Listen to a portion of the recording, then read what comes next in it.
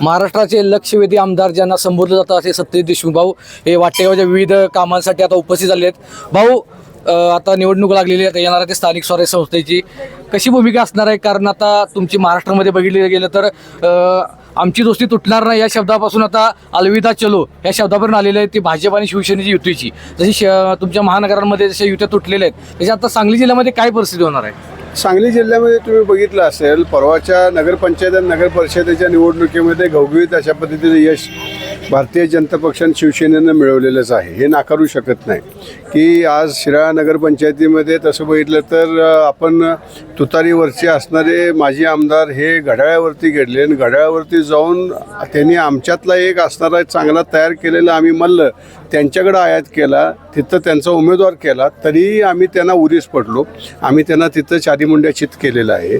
तशीच परिस्थिती आपण बघितलं तर आटपाडीमध्ये झालेली आहे, जतमध्ये झालेली आहे, विट्यामध्ये सुद्धा शेवटी महायुतीचा घटकच आहे शिवसेना शिंदे गट, त्यांच्याकडे त्या निमित्तानं ती ताब्यात आलेली आहे। त्यामुळं तसं बघितलं तर अत्यंत चांगल्या पद्धतीनं महायुतीला आपल्याला यश मिळालेलं आहे।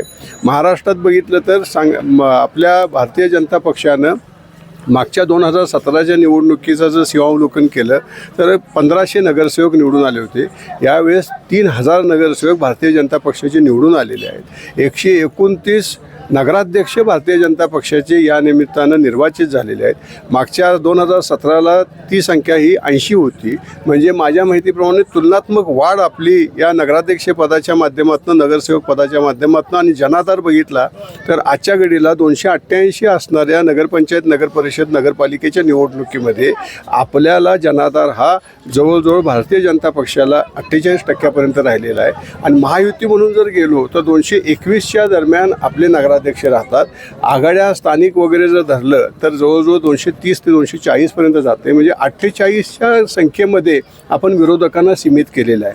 ही तशी बघितली तर विरोधकांची केविलवाणी अवस्था आहे। आणखीन आता महापालिकेला सुद्धा तुम्हाला काय वेगळं चित्र दिसणार नाही। मुंबई महापालिकेमध्ये तर घवघवीत अशा पद्धतीचं यश महायुती इथं खेचून आणणार आहे। आज त्यांची महायुतीच्या संदर्भातली जी काही चर्चा आहे ती भारतीय जनता पक्ष आणि शिवसेनेची अंतिम झालेली आहे। 137 जागा ही भारतीय जनता पक्ष लढणार आहे, 90 जागा ही शिवसेना लढणार आहे, शिंदे गट लढणार आहे। आणखीन त्या माध्यमातून तुम्हाला मी आज सांगतो की कोणत्याही परिस्थितीत मुंबई असेल, ठाणे असेल, पालघर असेल, कल्याण डोंबिवली असेल, कोल्हापूर असेल, सांगलीमध्ये सुद्धा आता सांगलीमध्ये अशी परिस्थिती आहे, महापालिकेमध्ये मागच्या वेळेस भारतीय जनता पक्षानं स्वबळावरती तिथं स्वतःची सत्ता निर्माण केली होती आणि ह्यावेळेससुद्धा त्यांची असणारी जी काही एकंदरीत ताकद आहे, आज जयश्रीताईंसारखा एक अत्यंत ज्यांना पार्श्वभूमी आहे असे एक नेते भारतीय जनता पक्षामध्ये आलेले आहेत। पृथ्वीराज पाटील साहेबांसारखे पार्श्वभूमी असणारे नेते भारतीय जनता पक्षामध्ये आलेले आहेत। त्यामुळं आपण एकला चलो रे ही भूमिका घेऊन लढत आहोत। याचा अर्थ असा नाही की हे झाल्यानंतर उद्या ज्यावेळेस निवडणूक होईल त्यावेळेस पोस्ट पोल अलायन्समध्ये आम्ही महायुतीचे जे घटक पक्ष आहेत की जे त्या निमित्तानं स्वतःचं नशीब तिथं आजमावणार आहेत, जनतेचा आशीर्वाद घ्यायला जाणार आहेत, त्या माध्यमातून काय समजा जर तिथं त्यांना संख्या आली तर पोस्ट पोल अलायन्समध्ये आमची दारं खुलीच आहे। भाऊ आपल्याला आता राज्यामध्ये एक अभ्यासून येतावून बघितलं जातं, आपण उरुण ईश्वरपूरच्या पराभवाचं चिंतन कसं करताय? कारण मुख्यमंत्री आले, पालकमंत्री तळ ठोकून होते, आपण त्याचं चिंतन कसं करताय? उरुण ईश्वरपूर हे एक लक्षात ठेवा की त्या संदर्भात ज्यावेळेस एक 2-3 खानसामे एकत्र आले, थोडंसं जेवण करताना एकमेकांच्यात जे एकमत व्हायला पाहिजे होतं ते एकमत जर त्यावेळेस झालं असतं तर एक अत्यंत सुग्रास अशा पद्धतीचं पक्वान आपल्याला तयार करता आले असते। थोडंसं समन्वयाचा थोडा अभाव राहिला, त्यामुळं उरुण ईश्वरपूरमध्ये आम्हाला अडचण आली। अन्यथा अण्णासाहेब डांगे यांचे सुपुत्र आदरणीय विश्वासभाऊ एक अत्यंत कर्तबगार आमचे सहकारी आहेत। अनेक वर्ष मी त्यांना जवळनं ओळखतोय। नगरसेवक म्हणून सुद्धा चिमणभाऊ आणखीन विश्वासभाऊंनी खूप चांगलं काम केलेलं आहे। पण कधी कधी असं थोडंसं एक बॅडलक असतं, त्या बॅडलकच्या असणाऱ्या फेजमधनं ते गेलेले आहेत। पण निश्चितपणे मी खात्रीनं सांगतो की त्यांनी सुद्धा अत्यंत टोकदार लढत दिलेली आहे। सर्व आमच्या महायुतीच्या सर्व घटक पक्षांनी तिथं टोकदार लढत दिलेली आहे। जरा थोडासा आणि समन्वय राहिला असता तर मला खात्री आहे की तिथं सुद्धा चित्र उलटं दिसलं असतं। जसं शिराळ्यामध्ये आपण विजय खेचून आणला तर जिल्हा परिषद आणि पंचायत समितीच्या निवडणुका लागलेल्या आहेत, आपण आता वाटेगाव जिल्हा परिषदमध्ये पण आहात, काय वाटतं इकडे चित्र, सध्याची परिस्थिती काय आहे? वाटेगावमध्ये अण्णाभाऊंचा आशीर्वाद आम्ही घेतलेलाच आहे ना। अण्णाभाऊ साठेंच्या स्मारकासाठी आपल्या जिल्हा परिषदेच्या असणारी जी जमीन आहे, बापूच्या तलावाच्या बाजूची असणारी जिल्हा परिषदेच्या पाटबंधारे खात्याच्या नावावर असणारी जमीन आम्ही वर्ग करून दिली। म्हणजे आपण बोलत नाही आपण कृती करतोय तिथं या माध्यमातून वर्ग करून आता थोडे दिवसामध्ये एक अत्यंत भव्यदिव्य अशा पद्धतीचं स्मारक आपण तिथं उभा करण्याच्या संदर्भातला आपला जो मनोदय आहे तो आपण अंतिम स्वरूपात घेऊन जातोय.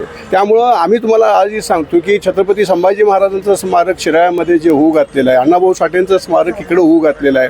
आता आम्ही सगळ्या मंडळींनी प्रयत्न करून, आदरणीय सदाभाऊ खोत साहेब, आम्ही सगळ्या मंडळींनी प्रयत्न करून सम्राट बाबा असतील, आपले असणारे सर्वांचेच दैवत शिक्षण क्षेत्रामध्ये कर्मवीर अण्णांनी केलेले जे कार्य आहे त्याची नोंद व्हावी म्हणून आपण आयतोडी बुद्रुकमध्ये त्यांचं स्मारक करण्याच्या संदर्भातला आपला प्रयत्न आहे. पांडू मास्तरांचं स्मारक आपण एडेनेपानीमध्ये केलेलं आहे. देशमुख साहेबांच्या स्मारकासाठी सुद्धा जमीन आता वर्ग झालेली आहे.